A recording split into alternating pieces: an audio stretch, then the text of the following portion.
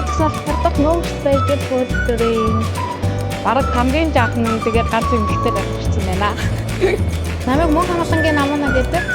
Би одоо 19 настай Өмнөговь аймгийн Мандлаваас ирсэн. 2021-с 2024 онд техник технологийн политехник коллежийг гагнуурчин мэргэжлэр сурч төгсөөд тэгснээс хойш жил гаруй мэргэжлэрээ ажиллаж байгаад одоо Ухаан хотод орж ирээд 2 сар болж байна. Тэгээ 14 руугаар ажиллаж байгаа. Нөгөө Улаанбаатарын юутай байхгүй юу? Маршруттай. Тэгээд нөгөө сурангаа ажилт. Тийм, давхар сурангаа ажилт. Техник технологийн дээд сургууль.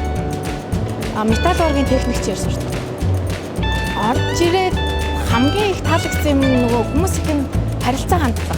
Тэгээ ажлын болохоор жаахан нөгөө туршлага муу болохоор одоохондоо ахнараас сурч мэдээлдэг явж байна. Ажлын ахнаар бол дандаа ирэхлүүлнэ. Тэгээд ер нь надад ирэх ачаал нь ер нь бага. Тийм, ядралт байг.